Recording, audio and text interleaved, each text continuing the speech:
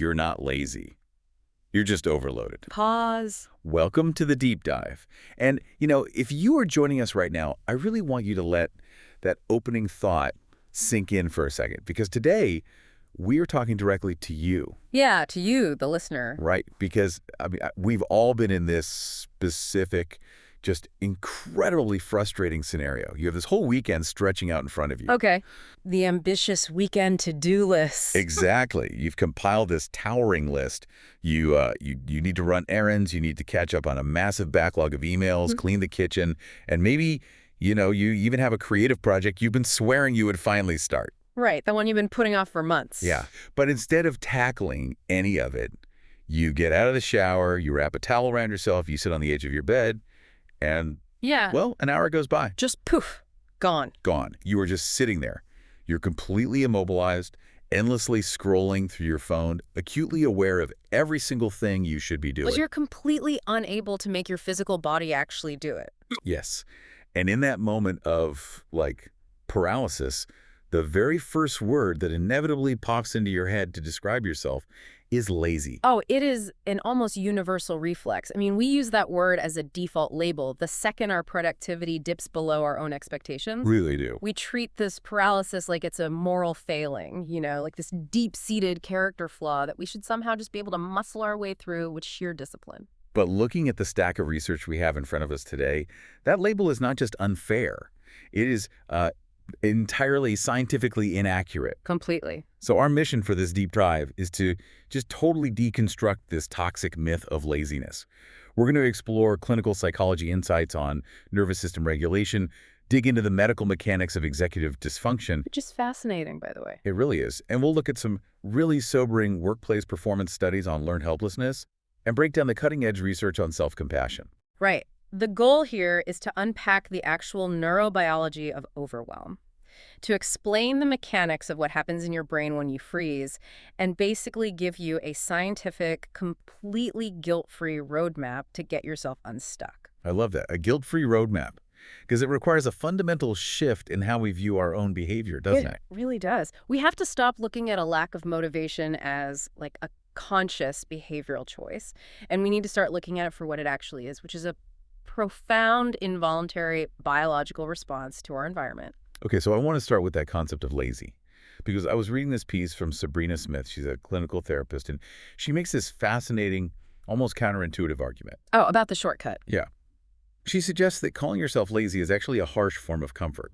It operates as a psychological shortcut. And, when I first read that, I balked a little bit. Sure, because it hurts to be called lazy. Right, it hurts. But the more I thought about it, the more it made sense. Calling myself lazy is painful, but it's a very simple narrative. Exactly. It's a narrative that preserves the illusion of control. I mean, if you label yourself as lazy, you are basically providing yourself with a neat, highly contained explanation for why you aren't doing the thing. It's my fault. I'm just lazy. Right. And if laziness is a disease, well, the cure is incredibly straightforward, right? You just need to try harder tomorrow. Just buy a new planner. Yeah. Buy a new planner, wake up earlier, drink more coffee. The label implies that you have complete conscious control over your capacity, and you are simply, opting out. But Smith's work, and honestly the broader field of neurobiology, highlights that this framing completely ignores how human motivation is actually generated in the brain. Right. She argues that motivation is not a static moral trait. It's not just a personality quirk. No, not at all. It isn't a characteristic where some people are just inherently driven and other people are inherently lazy. Motivation is entirely state-dependent. State-dependent, meaning what exactly? Meaning it's a biological output that fluctuates wildly. It's based on your sleep quality, your level of emotional safety, your sense of connection to others, and just your overall cognitive capacity on any given day. Wow. So it's basically an emergent property of a regulated nervous system. Exactly. From a biological standpoint, you cannot simply summon motivation out of thin air through brute force willpower. It just doesn't work that way. Even though we constantly try to. Oh, we try all the time. Yeah. But it emerges naturally when your nervous system registers that you are safe, that you have adequate physical and emotional resources, and that the effort you expend is actually going to yield a worthwhile result. So when those foundational conditions are absent, like when you are chronically stressed or just totally depleted, Your system doesn't just casually fail. No, it actively adapts, and the adaptation it chooses often looks exactly like what society mislabels as laziness. You avoid tasks, you procrastinate, you mentally check out. Your biological system is forcefully prioritizing immediate survival and energy conservation over your self-imposed to-do list. Yes, which perfectly sets up a concept that we saw in the research from the Atlanta Journal-Constitution. They explore this phenomenon that's gaining a lot of traction in psychological circles right now called functional freeze. Functional freeze. I really like that term because it captures the nuance of modern burnout so well. It really does. Because, in a classic trauma response, freeze is literal. It's an animal playing dead to avoid a predator. Right. But in a functional freeze, you're experiencing a state where you lack the motivation and energy for even the simplest tasks. But you are still somehow managing to maintain the bare minimum requirements of your life. The key word there being functional. Exactly. So like you're still commuting to work, you're paying your rent, you're occasionally answering emails, but internally the lights are off. Nobody's home. Yeah. Your brain has hit the pause button on emotional engagement and discretionary effort. You just feel robotic. You're outwardly operational, but profoundly disconnected from any sense of vitality or purpose. You're operating on the absolute minimum amount of battery power required to sustain life, while cutting power to all the non-essential systems. Which unfortunately includes things like creativity, enthusiasm, and tackling that weekend to-do list. Right. And to understand the mechanics of why your brain cuts the power, we have to look at the internal architecture, specifically a biological event known as an amygdala hijack. Okay, I found this part of the research so fascinating. The term amygdala hijack was coined by Daniel Goleman back in the mid-90s, right? When he was writing about emotional intelligence. That's right. But I want to really dig into the mechanics of this with you. Like, what is physically happening in the brain when this hijack occurs? Okay, so let's trace the pathway of a thought. Imagine a piece of sensory input. Like what? Well, this could be an angry email from a client, or it could be something as mundane as opening your bedroom door and looking at a massive pile of unfolded laundry. Oh, the dreaded laundry pile. Exactly. So that visual or auditory information enters your brain and first hits a structure called the thalamus. You can kind of think of the thalamus as the brain's grand central station or like a central router. Okay, so it sorts the data. Yes. Its job is to sort incoming data and send it to the appropriate departments. So it sends this sensory information down two distinct tracks. Got it. One track goes to the neocortex, which is the highly evolved, rational, logical part of your brain behind your forehead. The other track goes to the amygdala, which is this older, almond-shaped structure deep in the brain that serves as your emotional threat detecting center. It's the survival alarm system. Exactly. But here is the critical physiological quirk that dictates so much of human behavior. The neural pathway from the thalamus to the amygdala is physically shorter, and it conducts signals faster than the pathway to the neocortex. Wait, really? Yes. This means the signal reaches your emotional survival brain milliseconds before it ever reaches your rational thinking brain. So your brain has literally felt the emotion of the event before it has actually comprehended what the event even is. Precisely. And if the amygdala scans that incoming data and perceives it as a threat, it does not wait for the neocortex to weigh in with logic. It immediately sounds the alarm by triggering the HPA axis. Okay, let's unpack this HPA axis thing, because that sounds incredibly technical, but it's the engine driving this entire freeze state, isn't it? It is. That stands for the hypothalamic pituitary adrenal axis, right? Yes. So when the amygdala detects a threat, it signals the hypothalamus. The hypothalamus acts as a chemical messenger, sending a hormone to the pituitary gland. Okay, following so far. The pituitary gland then releases its own signal into your bloodstream, which travels down to your adrenal glands, which sit right on top of your kidneys. And that's when the rush hits. Exactly. Within seconds, your adrenal glands flood your entire body with a cocktail of stress hormones, primarily adrenaline and cortisol. This cascade immediately alters your physiology. Right, your heart rate spikes to pump blood to your major muscle groups. Your breathing becomes shallow and rapid to take in more oxygen. And crucially, your brain diverts glucose and metabolic energy away from the prefrontal cortex, the thinking part of your brain, and redirects it to the survival centers. Wow. So the amygdala literally hijacks the system, initiating a fight, flight, or freeze response before your logic center even knows what's happening. That is exactly what happens. Okay, I understand the mechanism, but I have a major pushback here based on our daily reality. Let's hear it. If I am standing in my bedroom, staring at a pile of laundry, and I feel that sense of complete paralysis and avoidance. I'm not running from a bear. True. I am not in physical danger. Yeah. A pile of cotton shirts is not a predatory threat. Hmm.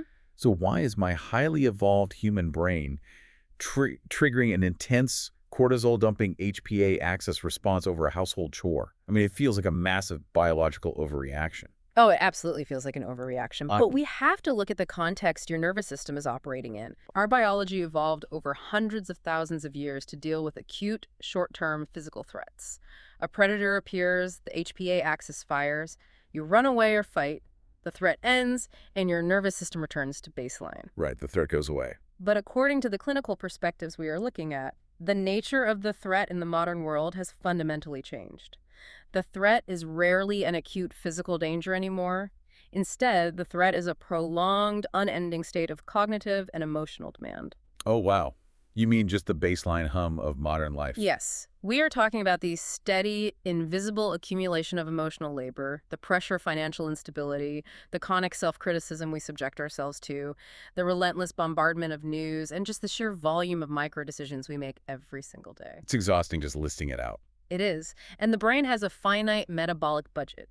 When your system is subjected to that low-grade, relentless demand without adequate periods of deep recovery, your baseline level of cortisol remains elevated. You are constantly operating in a state of mild depletion. Ah, I see where this is going. So when you finally get home and look at that pile of laundry, your amygdala isn't seeing a pile of fabric. It is seeing yet another demand on a system that is already running on fumes. It's interpreting the chore as a literal threat to my remaining energy reserves. Exactly. The amygdala calculates that if you expend the energy to do the laundry, you might not have enough energy left to survive whatever abstract danger might happen next, so it pulls the emergency brake. It triggers the freeze response to forcibly conserve whatever battery power you have left. Well, yes. Your nervous system is not broken, and you are not being lazy. Your biology is actually executing a highly successful intervention to prevent you from experiencing total system failure. Man, that reframes the entire experience of procrastination. The freeze isn't a failure of character, it's a protective mechanism. Exactly. Okay, so we've established, though, why the brain decides to shut down operations to save energy. Let's shift gears and look under the hood at the specific cognitive machinery that actually grinds to a halt when that HPA axis floods the system. Right, we need to talk about executive dysfunction. Yes, this is a crucial piece of the puzzle because it explains the specific symptoms of functional freeze. It does. Because when the amygdala hijacks the system, and we enter that survival state, as we mentioned, it diverts blood flow and energy away from the prefrontal cortex. And the prefrontal cortex is the physical home of our executive functions. Right. And I was reviewing the medical definitions from the Cleveland Clinic, and they break executive function down into 3 foundational pillars. Which is very helpful for visualizing them. Yeah. If we want to understand why we can't do the things we want to do, we have to understand these pillars. So the first one is working memory. You can think of this as your brain's short-term RAM. It's your ability to hold on to the current task and the specific pieces of information you need to complete that task right in the front of your mind. Yes, working memory is what allows you to read a paragraph, understand the sentence you just read, and connect it to the sentence you are reading right now. It is highly volatile memory. Very volatile. The second pillar is cognitive flexibility. This is fluid thinking. It's how smoothly your brain can shift gears from one topic to another, or how quickly you can adapt when a surprise obstacle pops up. It's the ability to realize that plan A isn't working and pivot to plan B without having a complete meltdown. Exactly. And the third pillar is inhibition control. Inhibition control is fascinating because it actually has 2 distinct components. There is behavioral inhibition, which is your ability to stop yourself from doing something impulsive. Like the filter that stops you from snapping at a coworker when you're frustrated. Right. And then there is interference control, which is the cognitive ability to steer your own thoughts away from distractions. It is the mental muscle that allows you to ignore the buzzing of your phone, ignore the sudden urge to go organize your spice rack, and keep your attention focused entirely on writing an email. Right. And when all 3 of these pillars are fully powered and working in harmony, you are capable of engaging in what we call higher level processes. You can plan for the future, You can use abstract reasoning, solve complex problems, and regulate your emotional responses. But when the amygdala pulls the energy away from the prefrontal cortex, you experience executive dysfunction. Those pillars just They collapse. totally crumble. And the Cleveland Clinic source provided some very visceral, relatable examples of what this cognitive failure actually looks like in daily life. It usually manifests as a series of bizarre, frustrating micro failures. Exactly. It's walking into the kitchen to get a glass of water. Your spouse asks you a quick question, you answer them, and then you stand in the middle of the kitchen with absolutely no idea why you walked in there. The interruption completely wiped your working memory RAM. Yes. Or it's putting your car keys in the refrigerator because you were holding groceries and try to think about a work problem at the same time. The cognitive flexibility to manage those overlapping streams of data just wasn't there. Clinically, patients often describe executive dysfunction as feeling like a record player skipping. Oh, that's a great way to describe it. You have the clear, conscious desire to start a task. You know exactly what the task entails. But the neural mechanism that translates that intention into physical action is temporarily disconnected. The needle just keeps bouncing off the groove. You might sit in front of a blank document for 20 minutes, desperately wanting to write the first sentence, but your brain simply cannot sequence the motor actions to start typing. Yes. And this brings us to a distinction that I think is vital. The source material from My Patient Advice takes great care to clarify this. We have to separate executive dysfunction from everyday run-of-the-mill procrastination. Right. This goes back to the core mission of our deep dive. When we talk about typical procrastination, we are usually talking about a conscious or at least semi-conscious choice. Right. You look at a difficult task, you weigh the discomfort of doing it against the pleasure of watching a television show, and you voluntarily decide to delay the work. You are making a choice to prioritize immediate comfort. But executive dysfunction is fundamentally different. It is a cognitive impairment. The desire to do the task is there. In fact, people experiencing executive dysfunction are often screaming at themselves internally to just do the thing. Yes, just do it. Exactly. But the brain's regulatory mechanisms, those three pillars, simply do not have the metabolic power to initiate the sequence of actions.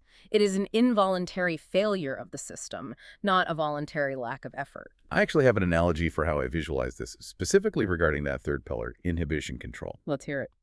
I picture inhibition control as a massive, intimidating bouncer standing at the velvet rope of the exclusive nightclub that is your conscious attention. Okay, I like this. His entire job is to keep the riffraff out of the VIP section. The riffraff are the distracting thoughts, random anxieties, the impulse to check social media, the urge to get up and find a snack. When you are rested and regulated, the bouncer is wide awake, checking IDs, and keeping the distractions outside the club so you can focus on the dance floor. That is a highly accurate way to model interference control. But when you are in a state of cognitive overload, when the amygdala has hijacked the system and drained the prefrontal cortex, it is like that bouncer has just worked a grueling 72-hour shift. Yeah. He is exhausted. He's fallen over. Yeah. He leans against the velvet rope and just falls asleep. Yeah. And the second he falls asleep, the velvet rope drops. Suddenly, every single impulse, every random thought, every digital distraction just waltzes right past him, walks into the VIP section of your brain, grabs a drink, and starts blasting terrible music over the speakers. It's chaos. Total chaos. You completely lose the ability to regulate what gets your attention because the mechanism designed to filter it is offline. I love that analogy because it perfectly illustrates the feeling of being overwhelmed by your own environment. And this raises an important question that listeners might be having right now. Who actually experiences this? Right. Because historically, the medical community mostly talked about executive dysfunction in the context of neurodevelopmental conditions. True. If you research executive dysfunction, the first things that come up are ADHD and autism spectrum disorder. The Cleveland Clinic notes that in conditions like ADHD, the structural networks in the brain that handle executive functions naturally develop differently or show different baseline activity levels. So for someone with ADHD, navigating a sleeping bouncer is just a daily baseline reality. Exactly. Yeah. But what is absolutely vital to understand, and what the newer research really emphasizes, is that anyone can experience severe executive dysfunction temporarily. Right.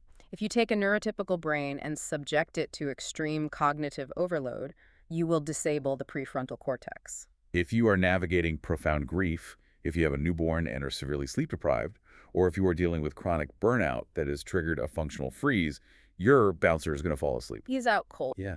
you will experience the exact same symptoms. The severe distractibility, the inability to initiate tasks, the working memory failures. You are not suddenly developing ADHD. Your cognitive capacity has just been entirely overwhelmed by the demands placed upon it. It makes so much sense when you look at it that way. It really does. So we are fighting a complex biological battle inside our own skulls. But what if the problem isn't just internal? What if the external environment we operate in our workplaces, our family dynamics, is actively, methodically training our nervous systems that trying is a pointless waste of energy? Oof, yeah.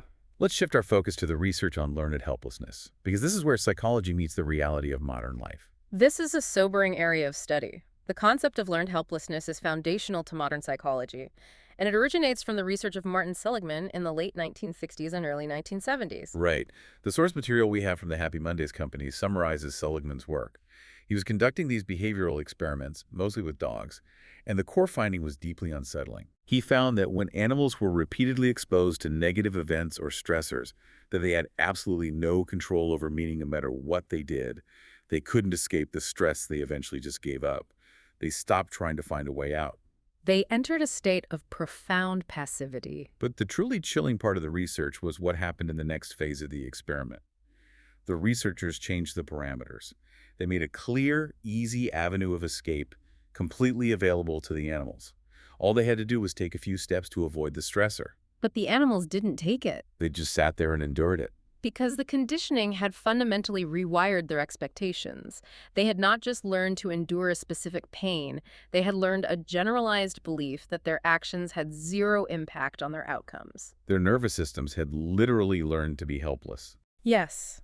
They had pruned away the neural pathways associated with seeking solutions, because seeking solutions had proven to be a total waste of metabolic energy. And while those were animal studies, if we extrapolate this to human psychology, it provides a profoundly accurate diagnostic model for many modern workplaces and toxic environments. It's scary how well it maps over. The Happy Mondays piece does an incredible job of translating this laboratory concept into the modern office. When your nervous system learns over time that your professional effort doesn't change your professional outcomes, your brain does the biologically efficient thing. It disengages. It just unplugs. Right. The article breaks down these highly relatable archetypes of helplessness. These are specific environmental dynamics that breed this cognitive shutdown. Let's really look at these, because I guarantee every listener will recognize at least one. Oh, without a doubt. The first archetype they identify is the overlooked high performer. We all know this person. Yeah. Or honestly, we have been this person. Exactly. This is the employee who is incredibly diligent. They quietly and consistently deliver excellent work. They catch the errors, they meet the deadlines, they keep the machinery running. But the organizational culture rewards visibility over competence. Right. So the louder colleagues, the ones who are better at internal politics or taking credit, get all the promotions, the bonuses, and the public praise.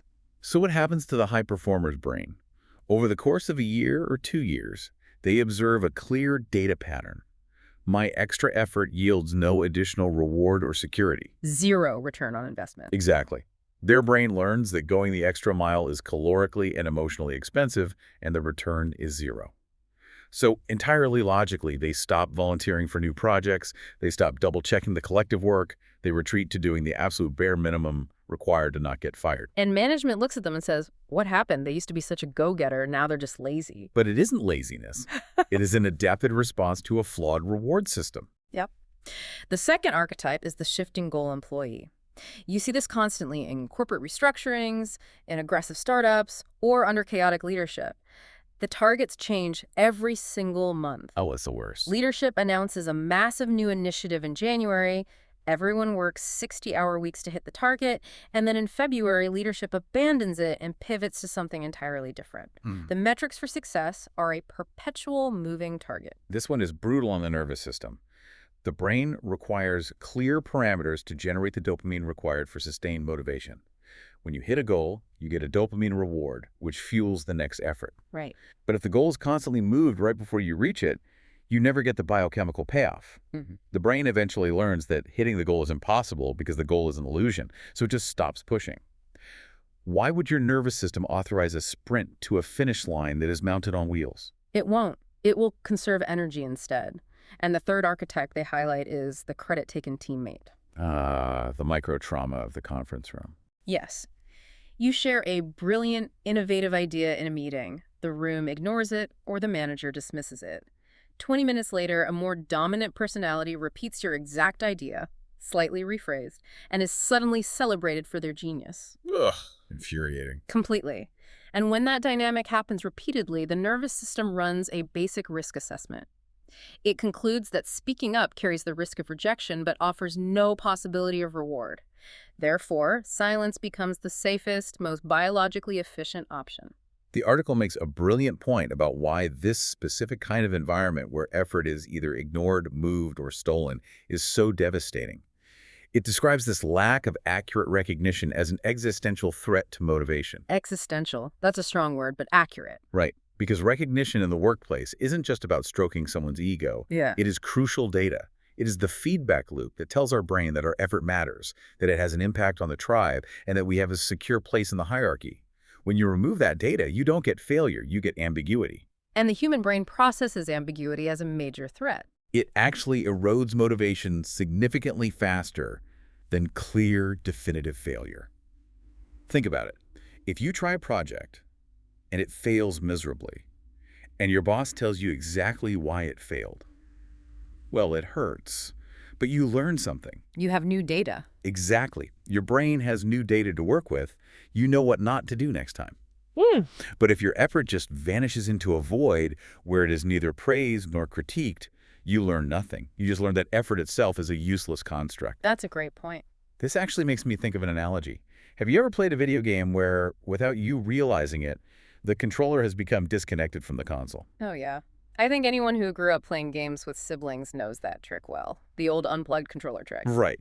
So you are staring at the screen, the game is getting intense, enemies are swarming, and you are mashing the buttons frantically. You are trying to make your character jump or dodge or attack, but your character just stands there on the screen and takes the hits. Because nothing is registering? Yeah. You are putting in maximum physical and cognitive effort, but nothing is happening. After a few minutes of mashing those buttons and realizing there is zero translation between your thumb and the screen, what do? You put the controller down. Exactly. You put the controller down, you lean back, and you just let the game over screen happen. Now, if someone walked into the room at that exact moment, they might look at you sitting there passively while your character dies and say, wow, you're really lazy at this game. Why aren't you trying? But you aren't lazy. No. You are acting completely rationally based on the data your brain has collected. You have realized the buttons don't do anything. Why expend the energy to press them? That is a perfect encapsulation of the mechanism of learned helplessness, and it highlights why we must be very careful to differentiate learned helplessness from other psychological states that it often mimics, particularly burnout and depression. Right. How do you separate them? Because to the outside observer, a burned-out employee, a depressed employee, and an employee with learned helplessness all look like they're just staring at the game over screen. The outward presentation is similar, but the internal cognitive state is very different. Burnout is primarily an energetic crisis. It is profound physical and emotional depletion. The tank is completely empty due to chronic, unrelenting stress. Okay. Depression is a pervasive clinical condition characterized by a severe lowering of mood, anhedonia, which is the inability to feel pleasure, and a loss of interest that extends across all domains of a person's life, well beyond just the workplace. It colors everything. Yes. Learned helplessness, however, is a very specific, conditioned cognitive belief. It is the deeply ingrained expectation that your effort will yield a zero outcome in a specific context. Oh, in a specific context. Exactly.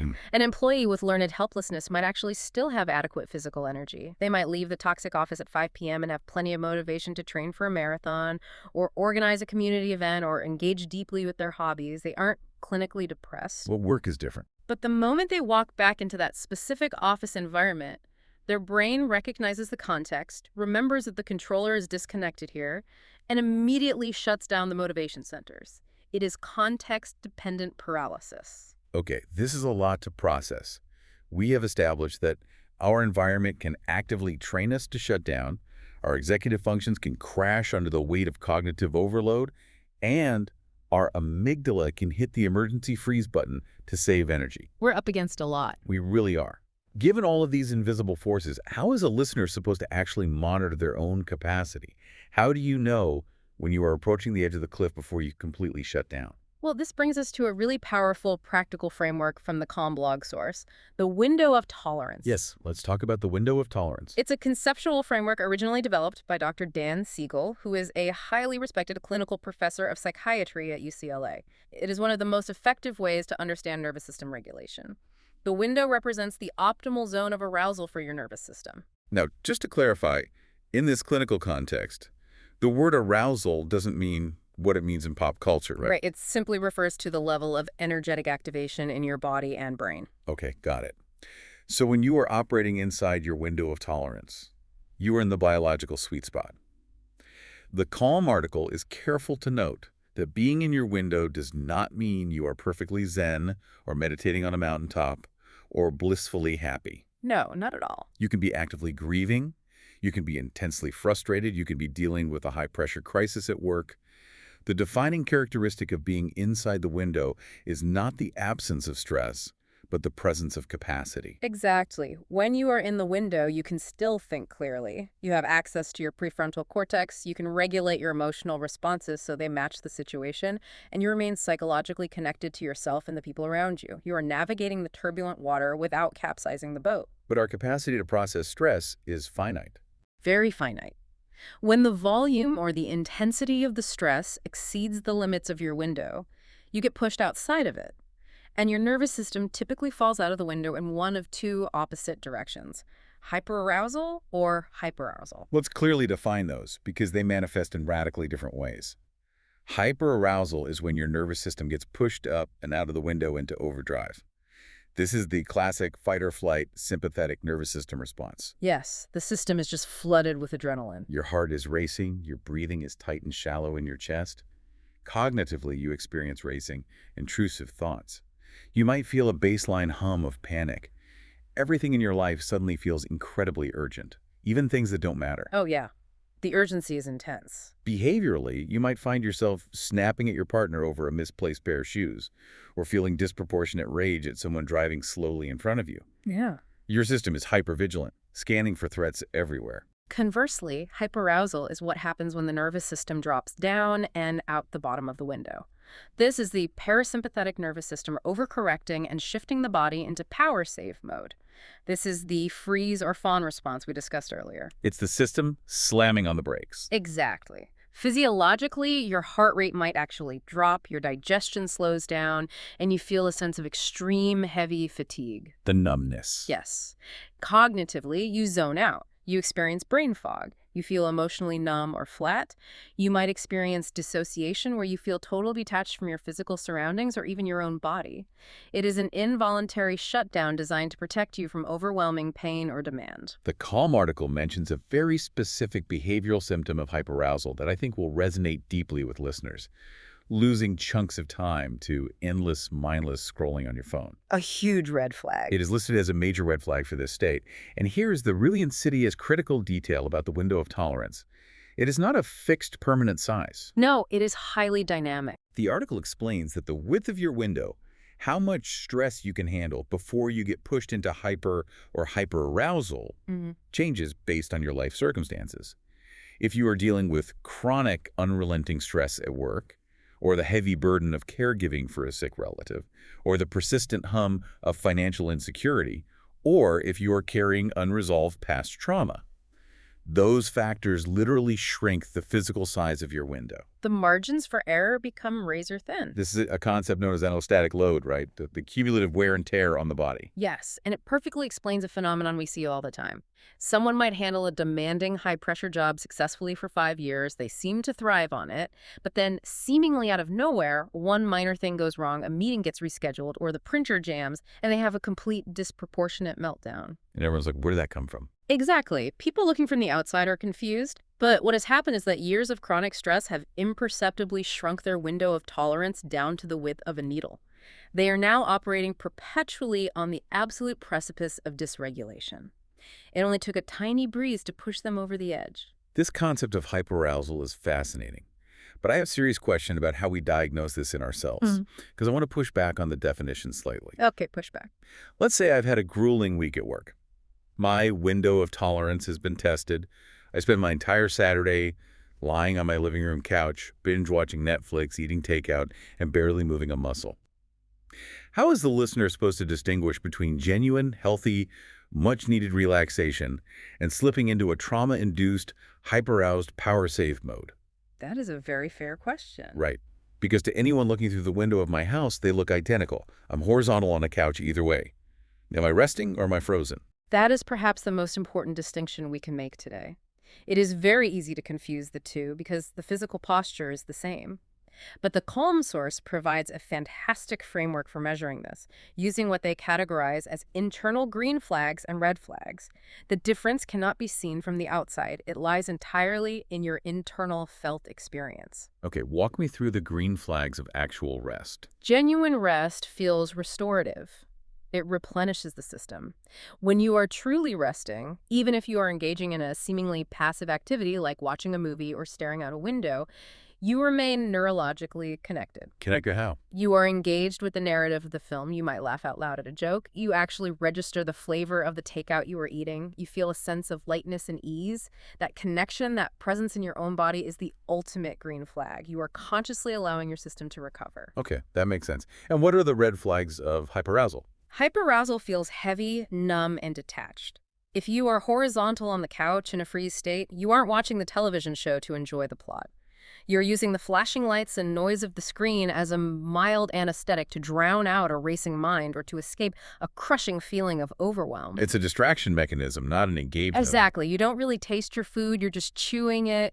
You aren't laughing. You feel a sense of dull paralysis, a feeling that you physically couldn't get up if you wanted to, rather than a feeling that you are simply choosing to stay seated. Wow. True rest fills the gas tank back up. Hyperarousal merely pauses the car on the side of the road to stop it from burning any more fuel, but it leaves you entirely disconnected from the journey. That is incredibly helpful. Yeah. Rest connects you to the present moment. Freeze disconnects you from it. Okay, so let's put the listener in a scenario. They have listened to this, they check in with their body, and they realize, wow, I am outside my window of tolerance. Yep. I am currently in a disconnected, hyperaroused freeze state. What is the very first instinct most of us have in that exact moment of self-awareness? We immediately attack ourselves. The inner monologue kicks in and starts screaming, "Why are you sitting here? Look at this mess. Why are you so lazy? Get up. What is wrong with you?" Oh, we instinctively reach for the whip. We believe that if we punish ourselves enough, we can shame ourselves into action. But our next source, which dives into the extensive research of psychologist Kristen Neff from the NJ Life Hacks article, explains precisely why this instinct scientifically guarantees further failure. It does. We need to talk about the profound paradox of self-criticism versus self-compassion.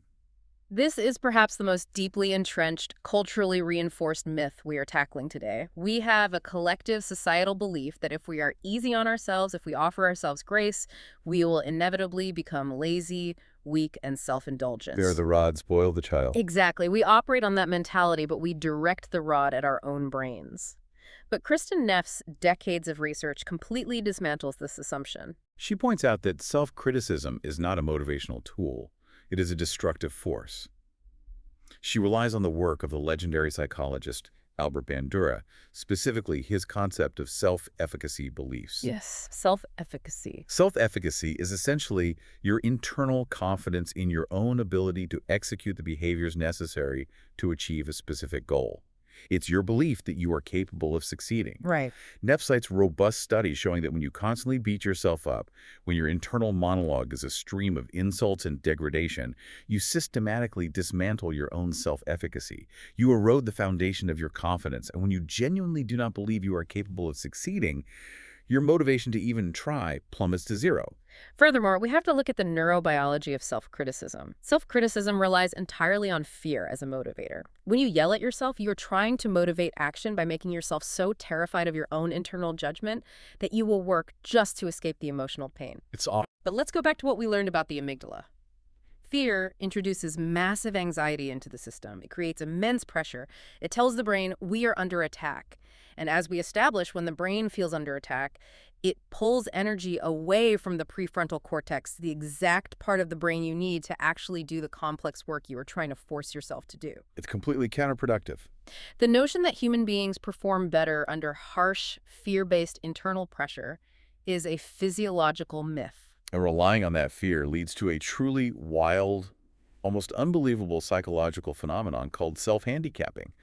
I read about this and it blew my mind because it perfectly explains so much irrational behavior. Self-handicapping is a fascinating defense mechanism. Right.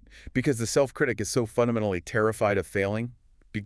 To a self-critic, failure doesn't just mean you made a mistake. It means you must face the brutal, unforgiving attack dogs of your own inner monologue.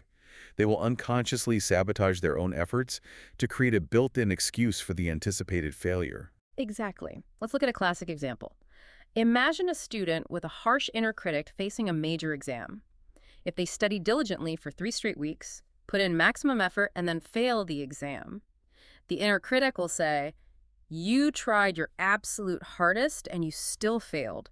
Therefore, you are fundamentally stupid and worthless." That's devastating. That conclusion is a devastating, almost unrecoverable blow to the ego. So the brain tries to avoid that specific pain. Yes. So the student engages in self-handicapping. They procrastinate. They play video games all week. They ignore their textbooks. They stay up until 3 a.m. the night before cramming, and then they take the test and fail. But now they have an excuse. Right. Now, the situation is different. They have a plausible external excuse. They can tell themselves, "I'm not fundamentally stupid. I just didn't try hard enough. I just ran out of time. If I had actually tried, I would have aced it." Wow. Procrastination, in this context, is not laziness. It is a highly effective armor. Self-criticism literally breeds procrastination as a shield to protect the fragile ego from its own inevitable, harsh judgment. The NJ Life Hacks article highlights a specific, famous piece of research that perfectly illustrates how backwards our intuition about discipline and grace actually is. It is known as the donut study. Yes. The donut study is a foundational pillar in the literature of self-compassion. It elegantly proves the behavioral impact of how we speak to ourselves. Let's set the scene for the listeners. Researchers recruited a group of women who were all actively trying to lose weight and were adhering to strict diets. They brought these women into a laboratory setting and explicitly asked them to eat a donut. Obviously, eating a donut is a direct violation of the dietary parameters these women had set for themselves. It was designed to trigger feelings of failure and guilt. Right. After eating the donut, the researchers split the women into 2 separate groups. The control group was simply left alone in a room with their own thoughts. And as we know, when a dieter eats a donut, the internal monologue usually immediately spirals into immense guilt, shame, and self-criticism. I have no discipline, I ruined my diet, I'm a failure. But the researchers intervened with the second group. They explicitly coached them to practice self-compassion. They told these women, "Hey, everyone eats a donut sometimes. Don't be hard on yourself. It's totally okay. Just be gentle with yourself about it." They gave them explicit permission to forgive themselves. They then came the actual test. The researchers brought both groups of women into another room for what was presented as a completely separate taste testing session. In this room, there were massive bowls of candy. The researchers told the women to eat as much candy as they wanted to properly evaluate the taste. Now, let's pause and look at this through the lens of conventional wisdom. The spare the rod mentality, the belief that harsh discipline is the only thing keeping us in line, would confidently predict that the women who were given self-compassion, the women who were told, "It's okay that you ate the donut," would totally let themselves go. Right, if you give them an inch, they'll take a mile. If they have a free pass to be lazy or indulgent, they should logically eat the entire bowl of candy. Right. And that same logic dictates that the control group, the women who felt guilty, who were punishing themselves internally for the donut, would tap into their discipline, restrict themselves, and refuse the candy to make up for their previous failure. But the empirical results showed the exact, undeniable opposite. The control group, the women who were trapped in a cycle of guilt and self-criticism about the donut, ate significantly more candy than the self-compassionate group. Why? How does the brain justify that? They fell victim to a well-documented psychological trap known as the what the hell effect. Because their inner critic had already labeled them as undisciplined failures for eating the donut, they figured, "My diet is already ruined. I am already a failure. What the hell? I might as well eat everything in sight and start over on Monday." The self-criticism destroyed their immediate self-efficacy. Exactly. Whereas the women who were coached in self-compassion, they didn't overeat the candy. Because they didn't view themselves as fundamental failures for a single lapse, they were able to simply acknowledge the donut, forgive themselves, and calmly re-engage with their long-term health goals. The self-compassion didn't lead to a spiral of indulgence. It actually arrested the spiral and restored their self-control. It represents a profound neurobiological shift. Let's look at the brain chemistry. When you utilize harsh self-criticism, you are activating your own threat defense system. You are essentially treating yourself as the predator. Wow. This keeps the amygdala engaged, it keeps the cortisol pumping, and it keeps your nervous system dysregulated. You remain in a state of stress, and stressed brains make impulsive short-term decisions like eating a bowl of candy. But when you practice self-compassion, When you practice self-compassion, which simply means responding to your own failures or struggles with the exact same tone of kindness and understanding you would effortlessly offer to a good friend, you shift the brain out of the threat defense system and activate the mammalian caregiving system. you literally change the neurochemistry of your own brain. Exactly. Engaging the caregiving system releases oxytocin and endorphins. These hormones actively counteract cortisol. They lower your heart rate. They create an internal state of biological safety. And as we established at the very beginning of this deep dive, safety is the absolute prerequisite for the neocortex to come back online, for the executive function pillars to be restored, and for intentional action to be initiated. I have an analogy for this that always helps ground it for me. It reminds me of a car that has run completely out of gas and stalled on the side of a highway. Okay? Self-criticism is like the driver getting out of the car, kicking the tires, denting the hood, and screaming at the steering wheel for being defective. Yelling at the car doesn't magically put fuel into the empty tank. It just stresses out the driver, damages the vehicle, and actively delays finding a solution. It expends energy on punishment rather than progress. Exactly. Self-compassion is acknowledging the reality of the situation without the moral panic. It's saying, well, the tank is empty. That really sucks. We were going to be late, but yelling won't fix it. Let's look at the map and start walking to the nearest gas station. It is a pragmatic problem-solving approach. It recognizes the failure without attaching your core worth as a human being to the empty gas tank. And that pragmatic, non-judgmental approach allows self-compassionate people to pursue what developmental psychologists call learning goals, as opposed to performance goals. Right. The NJ Life Hacks article breaks this distinction down beautifully. And it's crucial for anyone who feels stuck. People who are driven by performance goals are motivated almost entirely extrinsically. Their primary objective is to look smart, to secure external validation, and above all else, to avoid looking incompetent in front of others. For them, failure is absolutely terrifying because it damages the fragile image they're trying to project. Therefore, they avoid taking risks and they procrastinate to protect that image. But people who practice self-compassion tend to pursue learning goals. They are driven intrinsically by a sense of curiosity. Their objective is to actually master a skill, not just look like they have mastered it. And because they know they won't verbally abuse themselves if they mess up, they're actually perfectly comfortable making mistakes. They view a failure not as an indictment of their character, but simply as a data point. Okay, that didn't work. Let's adjust and try again. Which means they procrastinate significantly less, they take more productive risks, they bounce back from setbacks faster, and they actually achieve substantially more in the long run. Self-compassion is frequently dismissed as a soft, fuzzy, new age indulgence. But the data shows it is arguably the most highly effective, scientifically robust performance-enhancing strategy available to the human brain. Okay, this brings us to the most crucial part of the deep dive. We are armed with the knowledge of self-compassion. We understand the neurobiology of the amygdala hijack. We know exactly what executive dysfunction looks like when the bouncer falls asleep. And we recognize the insidious trap of learned helplessness. We have the theory. But knowledge isn't action. What exact actionable steps can the listener take right now, today, to break the functional freeze and restore their capacity to act? Let's get into the concrete strategies for thawing out. Based on our deep dive into the clinical recommendations from the Calm source, the absolute first line of defense must be physiological resets. We have established that a freeze state is a biological nervous system response. Therefore, you cannot logic or reason your way out of it. You can't outthink it. You cannot debate an amygdala. You have to speak to the body in its own biological language. You have to use bottom-up processing, using the body to change the brain, rather than trying to use the brain to change the body. So if a listener realizes they are in hyperarousal, their heart is racing, they feel panicked, they are snapping at people, their internal bouncer is overwhelmed by anxiety, they need to send a physical signal of safety to lower the physiological temperature.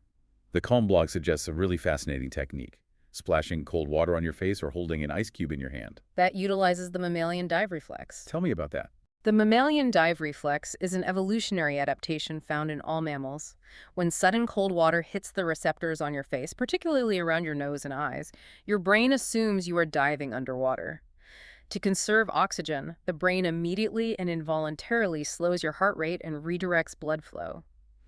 By splashing cold water on your face, you can forcefully interrupt the sympathetic nervous system's panic response and force your heart rate to drop within seconds. It's a biological override switch.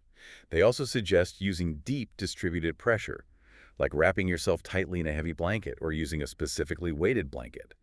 This mimics the sensation of a calming, supportive embrace, which stimulates the vagus nerve and signals the parasympathetic nervous system to stand down. But the intervention looks very different if you are in hyperarousal. If you are in that numb, frozen, detached power save mode on the couch, you don't want to lower your heart rate further. You need to signal to your body that the threat has passed and it is safe to expend energy again. But you have to be careful, right? Very. You have to be incredibly gentle. You do not want to shock a frozen system or it will just rebound back into panic. Gentle, deliberate movement is key.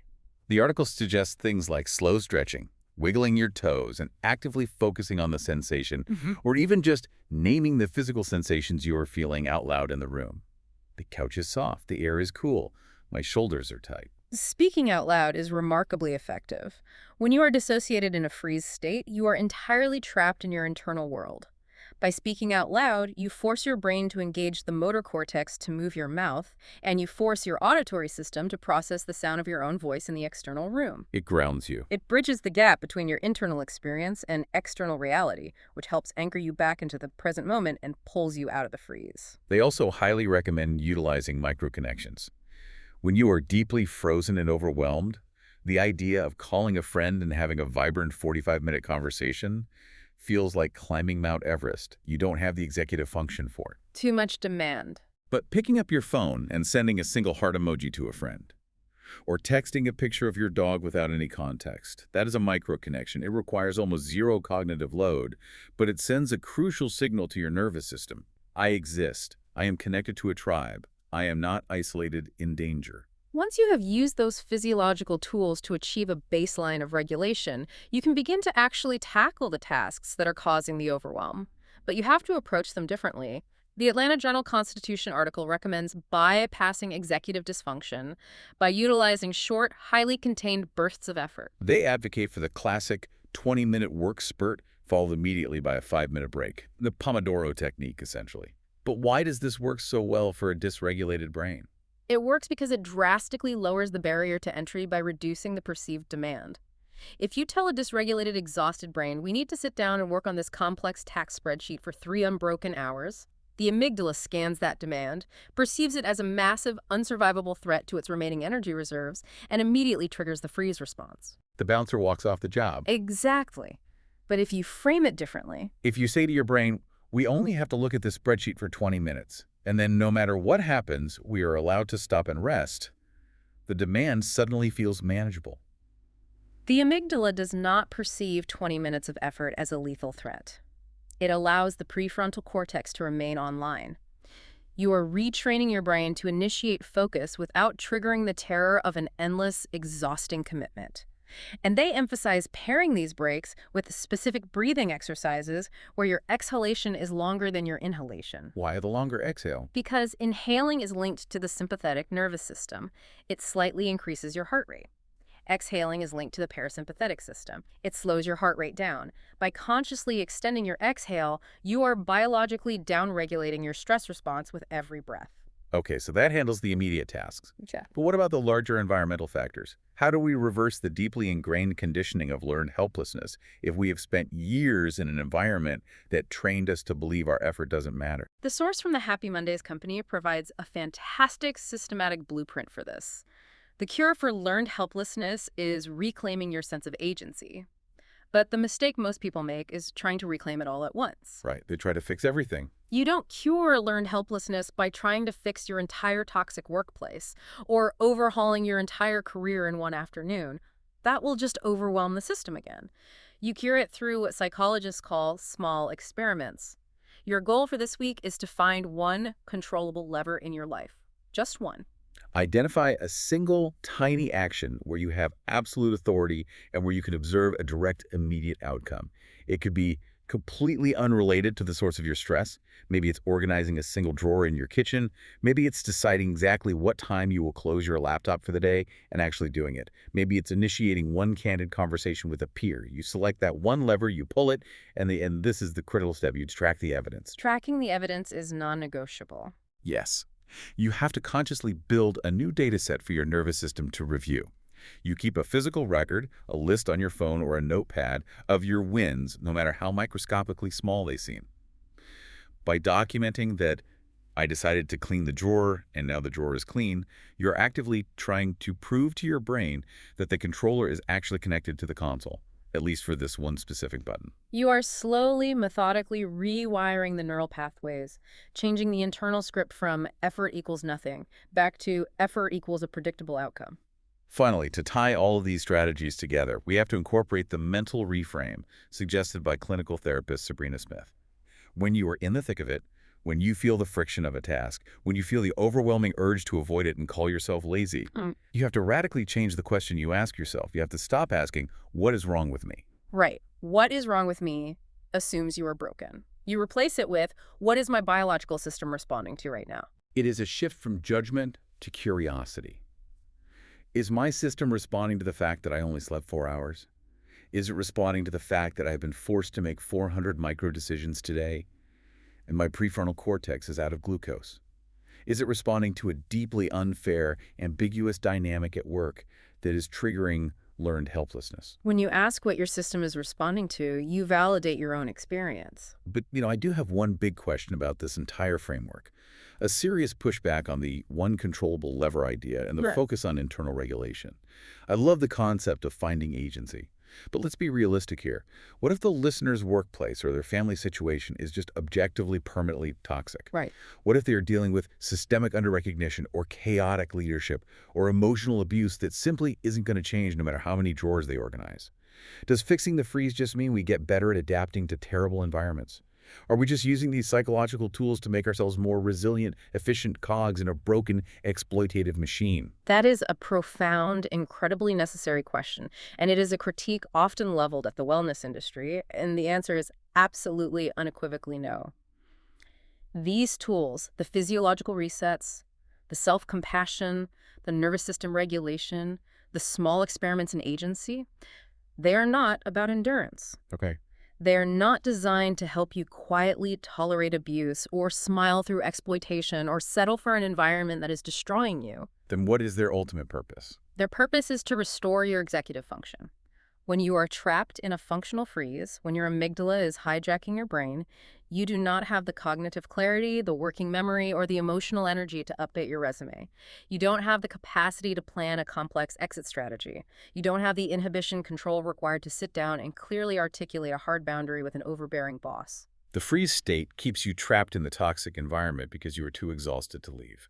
You're just surviving the day. Exactly. By using these tools to thaw out your nervous system and regulate your biology, you are not accepting the bad environment. You are actively reclaiming the biological hardware you need to change your circumstances. You use self-compassion to get your prefrontal cortex back online so that you have the executive capacity to orchestrate your exit, to demand a better environment, or to advocate for yourself effectively. You regulate to liberate. I love that. You regulate to liberate. You are calming the system down so you can find the door. Precisely. Regulation is the prerequisite for meaningful change. Well, we have covered an immense amount of ground today, diving deep into the biology and psychology of how we function. Let's summarize this journey for the listener, because there are a lot of moving parts here. We started by entirely dismantling the cultural myth of laziness, realizing that what looks from the outside like a lack of discipline or a moral failing is actually a highly sophisticated, involuntary biological emergency brake. Pulled by an overloaded nervous system trying to conserve energy. Exactly. We explored the intricate mechanics of executive dysfunction, understanding how the amygdala diverts power from the prefrontal cortex, causing our working memory to crash and our internal bouncer to fall asleep at the velvet rope. We examine the sobering reality of learned helplessness, mapping out how ambiguous, unrewarding environments can neurologically condition us into believing our effort is futile, disconnecting our controller from the game. We mapped out Dr. Dan Siegel's window of tolerance, learning the critical difference between the hyperaroused panic state and the hyperaroused freeze state, and we learned how to accurately distinguish between restorative, connecting rest, and numb, disconnected dissociation. And we discovered the incredible, deeply counterintuitive, science-backed power of self-compassion. We realized that whipping ourselves with self-criticism only triggers the threat defense system and tightens the biological freeze. While offering ourselves grace activates the mammalian caregiving system, creating the biological safety required for our executive functions to come back online. We ended with concrete, actionable strategies. Using temperature and movement for physiological resets, utilizing 20-minute work bursts to bypass overwhelmed executive functions, finding one controllable lever to reverse learned helplessness. And replacing self-judgment with genuine curiosity about what our nervous system is trying to protect us from. So to you, the listener, if you take absolutely nothing else away from this hour-long deep dive, please remember this.